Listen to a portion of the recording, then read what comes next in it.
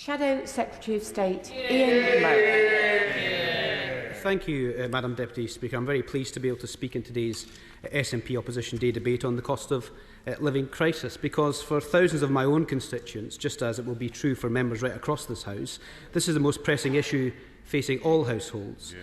After coming through the pandemic, millions of people have found the biggest health crisis in our lifetimes replaced by the biggest financial crisis in our lifetimes, and most of it compounded by this government's own decisions.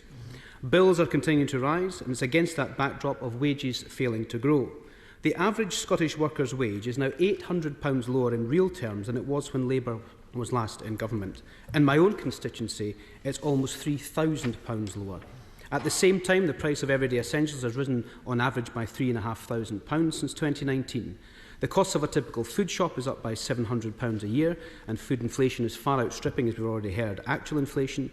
Transport costs are up by £800, and everyday fuel bills up by almost £1,500. So it's little wonder that so many people are struggling to make ends meet. It's the #1 issue I get contacted by my constituents, and I'm sure every MP in this House is the same. And as the crisis shows no signs of abating, in fact, it's getting worse as the government's sticking placid attitude to politics begins to run out. We used to say that too many are having to choose between heating and eating. We've used that phrase in this House a number of times. But it's becoming much more apparent that some are unable to choose as they can't do either. Under Labour, we used to celebrate that millions were lifted out of poverty. Under Scotland's two governments, they're doing a very good job at thrusting them all back in and more. And despite what we've heard from the benches opposite, and we will continue to hear that today no doubt, about the miserly attempts by this government to resolve the crisis, let us not forget this crisis was made in Downing Street itself. They will, and they have, blamed COVID and Ukraine, but we've had 13 failed years of this government. Yeah. COVID and Ukraine merely hastened the chickens coming home to roost.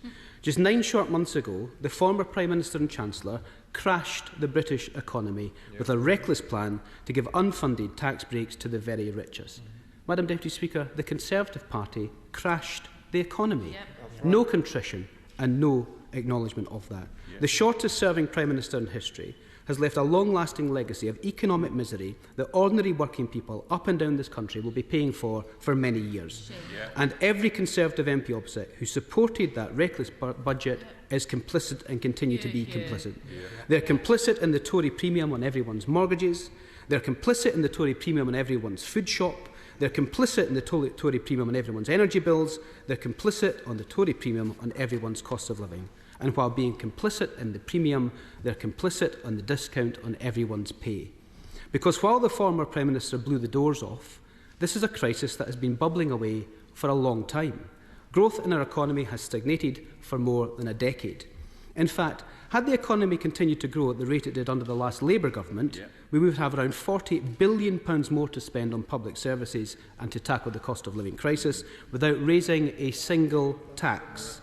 And that is the elephant in the room for this Conservative Party. They chunter from the opposite benches, Madam Deputy Speaker, without any contrition that they crashed the economy, and everyone is paying for that price. Since 2019 alone, there have been no less than 24 separate tax rises, all implemented by the current PM as PM, or by the current PM when he was Chancellor.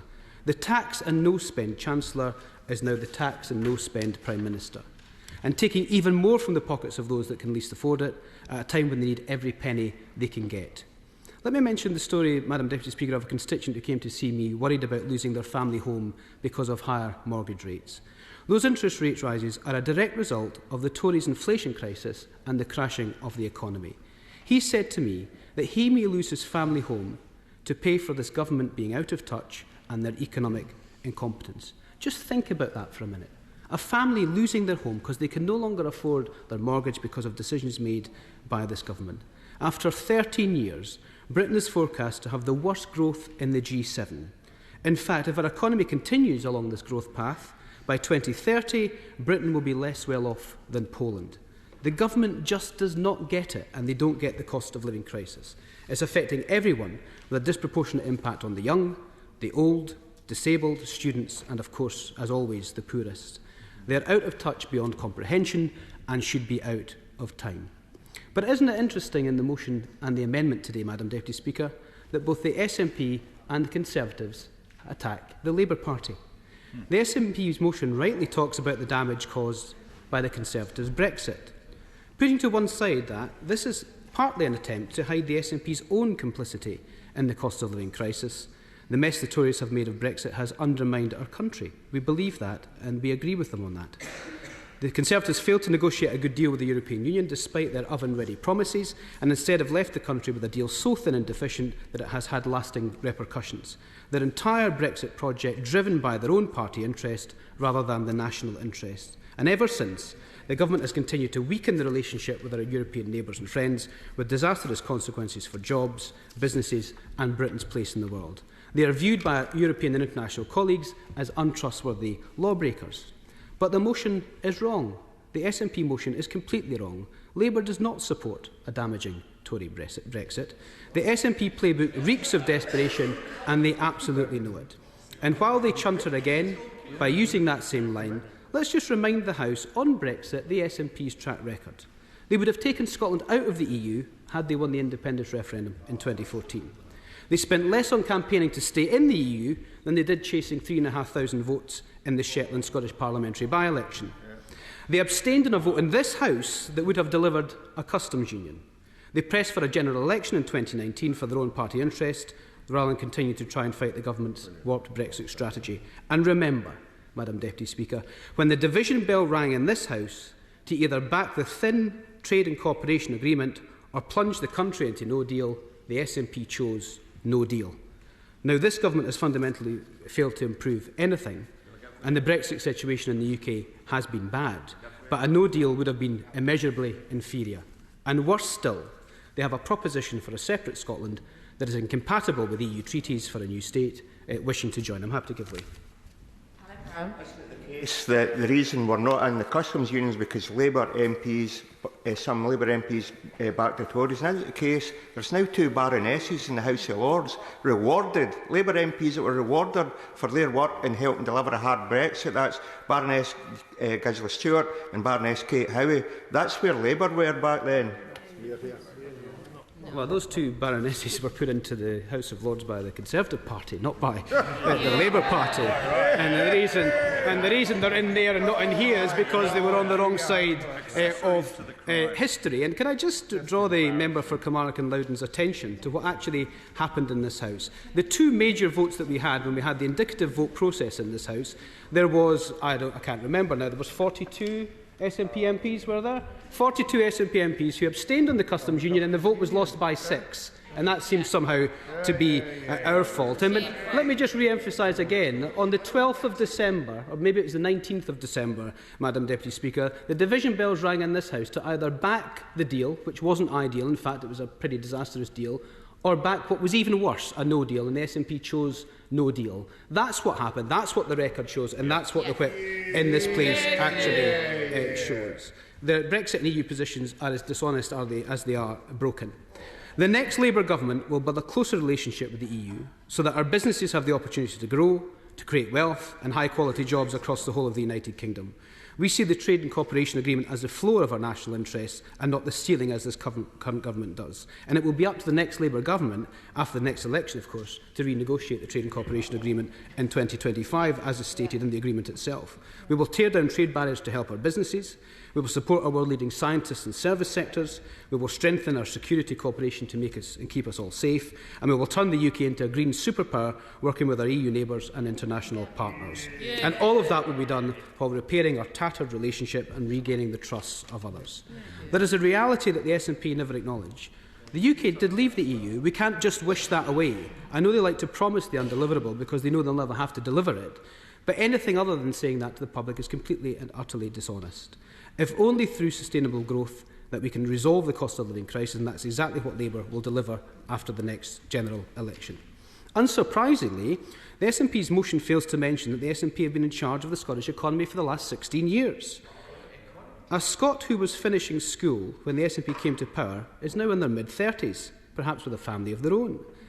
And they have seen that, much like the UK government, economic growth has been an afterthought. Scottish businesses dismissed, jobs shipped overseas.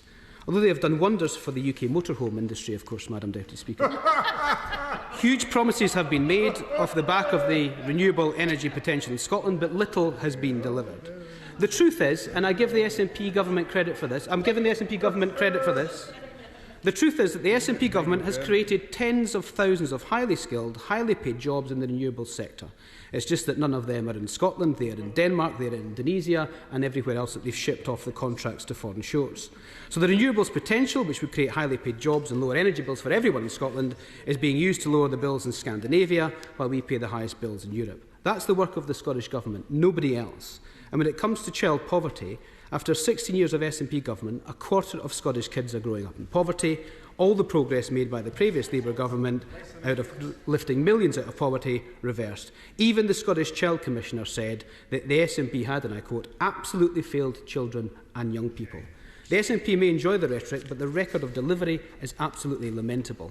The record on public services after 16 years is appalling. The proposition for an independent Scotland is economically illiterate as the Conservatives who crashed the economy, a proposition that will make the current cost of living crisis look like a Tea Party in comparison. And despite the SNP's recent statements by their deputy leader, who actually opened this debate, that they don't want to rid us of this Tory government, I can assure them that the people of Scotland, that a Labour government will transform the country for every part of the country. Because we have a credible, fully costed solutions to the cost of living crisis. The first thing we do is introduce a proper windfall tax on the oil and gas giants, something repeatedly opposed by the leader of the SNP at Westminster until the polls showed it was popular. And they chunted again, Madam Deputy Speaker, but the record will show when we brought that proposition to the House to introduce a windfall tax on the oil and gas sector, the SNP did not support it. Shame. Over the last year, the Conservatives have left more than £10 billion on the table, which could have been realised by backdating the tax till January 2022, as we've been calling for, closing the tax loopholes that the Prime Minister helpfully put into his windfall tax and taxing at the same rate as Norway pays. It's simply not right that oil giants are raking in unexpected billions off the back of British families, and the next Labour government will put an end to that injustice while the SNP sit on their hands merely carping from the opposition benches. The money raised from that would help Labour alleviate the pressure on families across Britain, and it would pay for our plan to help energy-intensive industries like food manufacturers and processors with the cost of energy, helping to keep those prices lower at the supermarket. And indeed, that was a point that was also made by the Minister himself, although the means to do that was not the same. We would cut business rates for small businesses, paid for by taxing the online giants who have raked in huge profits in recent years while our high streets have suffered.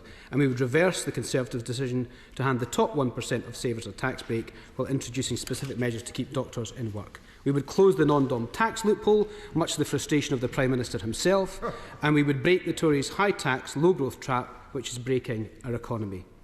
But, Madam Deputy Speaker, if you listen to the member for Paisley and Renfrewshire South, none of that matters, and we're just as well off to keep the Tories. I do not agree. I'm not sure her constituents agree, and the people of Scotland, I'm sure, definitely don't agree. And if the new First Minister and the SNP really thought that the people of Scotland were on their side, they'd put the game playing to one side, call an election in Scotland so that the people of Scotland could choose their next First Minister. And whilst we're on elections, perhaps the best way to resolve the cost of living crisis would be for the UK government to also call an election so we can kick this out of touch and out of town government to one side.